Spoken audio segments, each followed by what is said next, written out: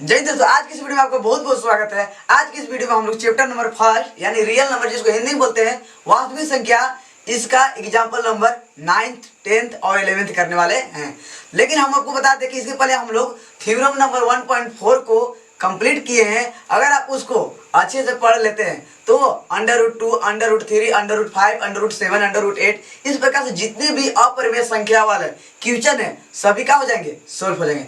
इसलिए ये नेसेसरी होता है कि आप थ्योरम नंबर 1.4 को जाके जरूर देखिए, आपको डिस्क्रिप्शन में लिंक उसका मिल जाएगा। तो चलिए आज की इस वीडियो में जो स्टडी करना उसके ओर बढ़ते हैं। तो आपके सामने दिख रहा होगा एग्जाम्पल नंबर 9, एग्जाम्पल नंबर 10। आप एग्जाम्पल नंबर 9 को देखेंगे ध्यान से तो लिखा गया कि √3 एक अपरिमेय संख्या। ये चीज को सिद्ध करना है, प्रूव करना है। तो हम पहले ही बताए हैं कि अगर आप थ्योरम 1.4 को कर लेते हैं तो ये क्वेश्चन बहुत ही जल्दी सोल्व हो जाएगा। तो हम लोग इस पर ध्यान नहीं देते, उसको स्किप करते हैं। एग्जाम्पल नंबर 10 पे बात करते हैं। तो जो एग्जाम्पल नंबर 10 है इसमें बोला जा रहा है कि दर्शाइए कि 5 - √3 एक अपरिमेय संख्या है। तो चलिए हम लोग इसको सोल्व करते हैं। आपको पता होगा कि ऐसे प्रॉब्लम्स को सोल्व करने के लिए एक कॉन्ट्राडिक्शन मेथड आता है जिसका हम लोग उपयोग करते हैं। कॉन्ट्राडिक्शन मेथड क्या होता है, तो हम लोग मानते हैं कुछ और लेकिन अंततः वह जो मानते हैं वो बात क्या हो जाता है, गलत हो जाता है। इस मेथड को हम लोग क्या बोलते हैं, कॉन्ट्राडिक्शन मेथड। तो चलिए हम लोग मान लेते हैं हमको सिद्ध क्या करना है, अपरिमेय। तो हम लोग क्या मानेंगे, परिमेय संख्या। यानी सॉल्यूशन जब करेंगे तो लिखेंगे कि 5 - √3 एक परिमेय संख्या है। ये मान लेंगे, यहाँ लिख लेंगे माना 5 - √3 एक परिमेय संख्या है। परिमेय संख्या कहने का मतलब क्या होता है, कोई ऐसी संख्या जिसको हम p/q के रूप में या फिर a/b के रूप में लिख सकते हैं। तो इसलिए हम इसको कैसे लिख सकते हैं, इसलिए 5 - √3 को लिख सकते हैं हम लोग p/q, जहां हम लोग बता देंगे कि p एवं जो q है, q पूर्णांक संख्या, कौन सा संख्या है, पूर्णांक संख्या है।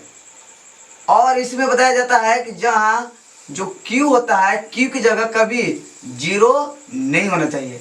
आप जब पढ़े होंगे तो यहाँ बताया जाता है कि परिमेय संख्या हम किसे बोलते हैं, तो p/q के रूप में लिख सकते हैं उसको। और p की जगह कोई भी मान हो सकता है लेकिन q की जगह कोई भी मान नहीं हो सकता है, सब मान हो सकता है केवल 0 के छोड़कर। यह चीज बताया जाता है। अब हम इस चीज को तो थोड़ा सा मॉडिफाई करते हैं।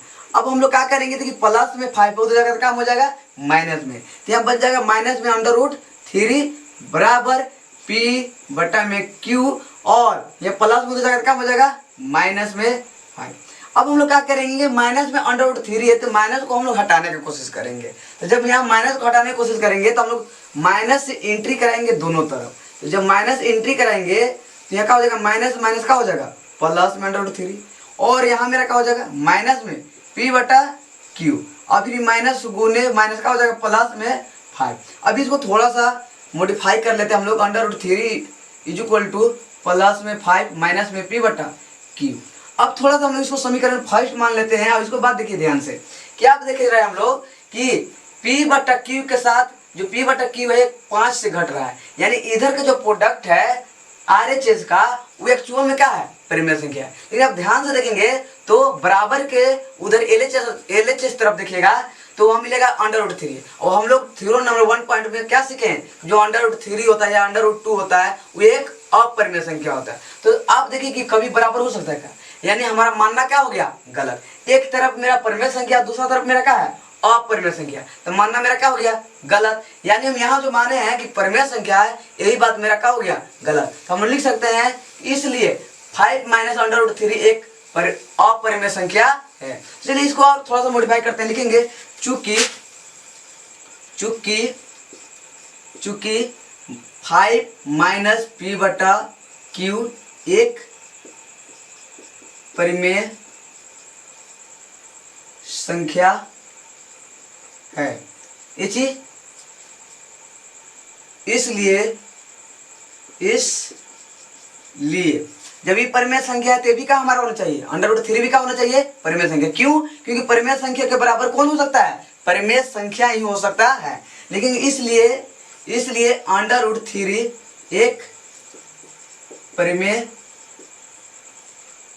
संख्या है, परंतु परंतु हम जानते हैं कि √3 एक अपरिमेय संख्या होता है। इसका अर्थ क्या हुआ? हम लोग जानते हैं कि √3 एक का है, अपरिमेय संख्या है, और हम देख रहे हैं कि यहाँ परिमेय संख्या के बराबर में कौन हो गया? अपरिमेय संख्या। तो इसका मतलब यही हुआ कि जो हम माने हैं वो क्या माने हैं? गलत माने हैं। लिखेंगे इसका अर्थ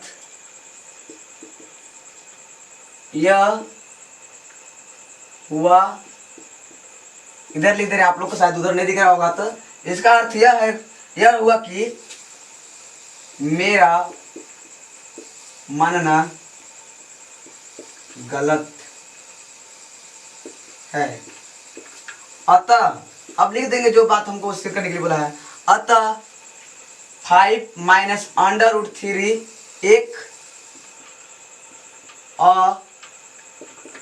अपरिमेय संख्या है। ये आपका क्या हो गया? प्रूफ हो गया बात को।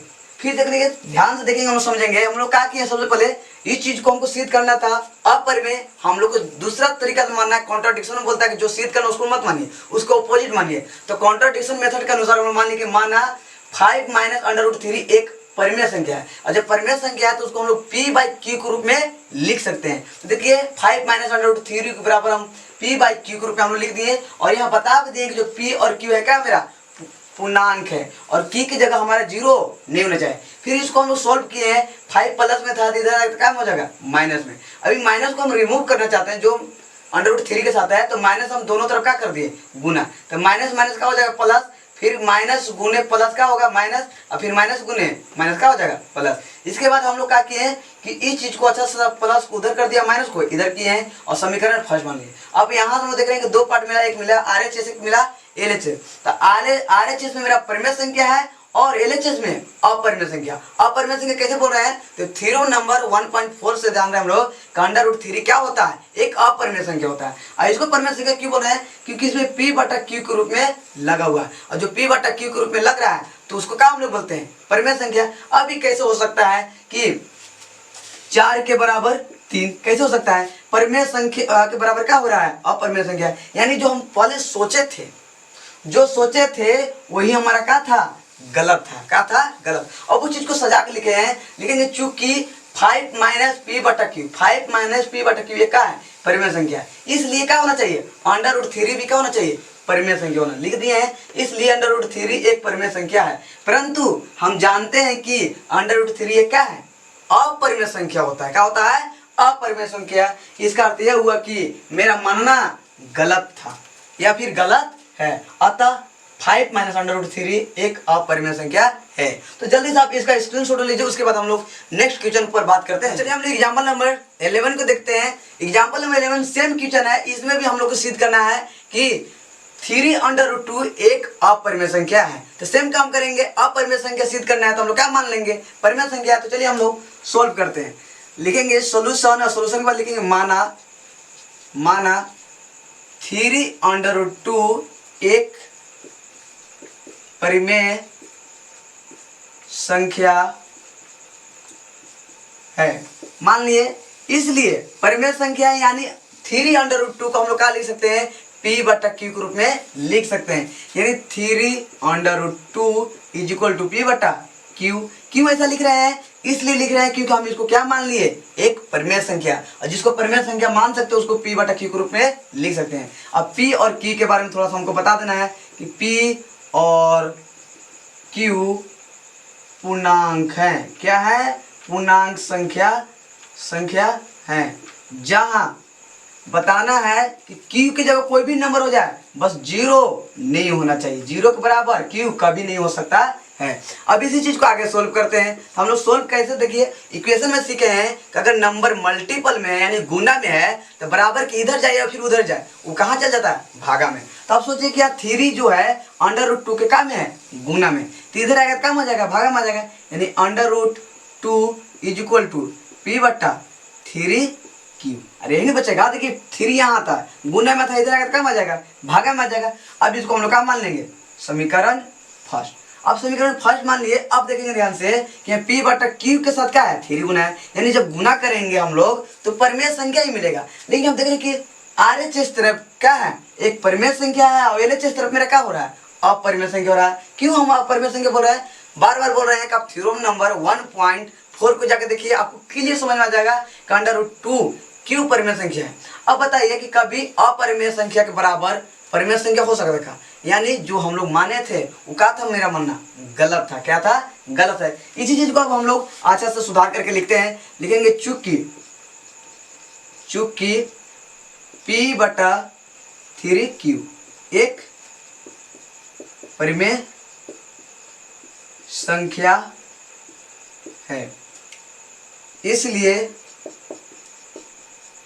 √2 इसलिए समीकरण फर्स्ट से √2 एक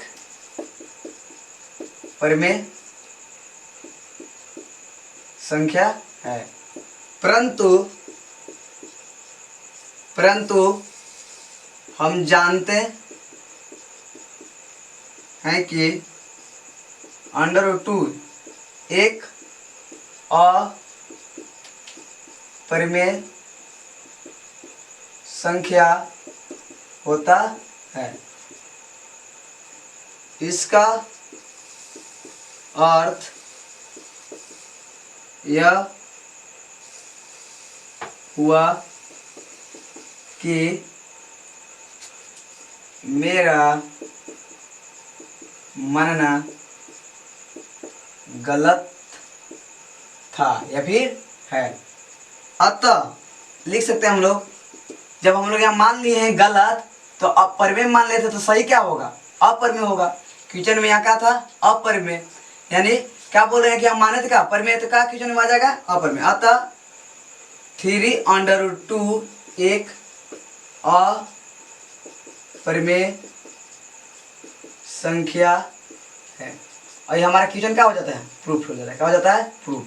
फिर से एक बार हम रिवीजन के तौर पर बता रहे हैं कि हमको दर्शाना है कि √3 एक अपरिमेय संख्या है, तो हम लोग कॉन्ट्राडिक्शन मेथड यूज करते हैं और उसका ऑपोजिट मान लेते हैं। सिद्ध करना हम लोग अपरिमेय, तो क्या मान लेते हैं हम लोग, परिमेय। तो मान लिए हम लोग कि माना 3√2 एक परिमेय संख्या है, और जब परिमेय संख्या है तो 3√2 को हम लोग क्या लिख सकते हैं, बराबर में P बटा Q लिख सकते हैं। और P बटा Q क्या होता है, P और Q एक्चुअल में पूर्णांक होता है, और P की जगह कोई भी नंबर हो सकता है, Q की जगह भी कोई भी नंबर हो सकता है, बस 0 के छोड़ के। फिर से इसका कैलकुलेशन किए हैं, 3 गुना में थे, इधर क्या आ गया, भागा में। अब हम लोग बोल रहे हैं कि टोटल पार्ट मेरा क्या हो जा रहा है, परिमेय संख्या। क्यों, क्योंकि यहाँ देखेंगे आप ध्यान से, तो 3P बटा Q के गुना में आ रहा है, और जब P बटा Q एक परिमेय संख्या 3 से गुना हो रहा है, तो जो प्रोडक्ट मिलेगा, जो गुना करके मिलेगा, गुणनफल, वो क्या मिलेगा, एक परिमेय संख्या ही मिलेगा। लेकिन हम लोग ध्यान से देखेंगे तो इधर मेरा हो जा रहा है परिमेय संख्या, और इधर क्या हो जा रहा है मेरा अपरिमेय संख्या, जो इम्पॉसिबल है, बराबर कभी हो नहीं सकते हैं। परिमेय संख्या के बराबर अपरिमेय संख्या नहीं हो सकता है, यानी जो हम लोग माने थे शुरू बार में वो क्या था, मेरा गलत था। अब उसी को हम लैंग्वेज में उतार दिए हैं। लैंग्वेज में क्या लिखे हैं, चूंकि P बटा 3Q ये क्या है, परिमेय संख्या, आराम से लिखा जाएगा। इसलिए ये जो समीकरण फर्स्ट है, जब ये परिमेय संख्या थी, क्या हो जाना चाहिए, परिमेय संख्या हो जाना चाहिए, इसलिए लिखा गया है। इसलिए समीकरण फर्स्ट से √2 एक परिमेय संख्या है, परंतु हम जानते हैं कि √2 एक क्या होता है, अपरिमेय संख्या होता है। क्या होता है, एक अपरिमेय संख्या होता है। इसका अर्थ यह हुआ कि जो हम लोग यहाँ माने थे वो बात क्या था, गलत था। अतः 3√2 ये क्या है, अपरिमेय संख्या है।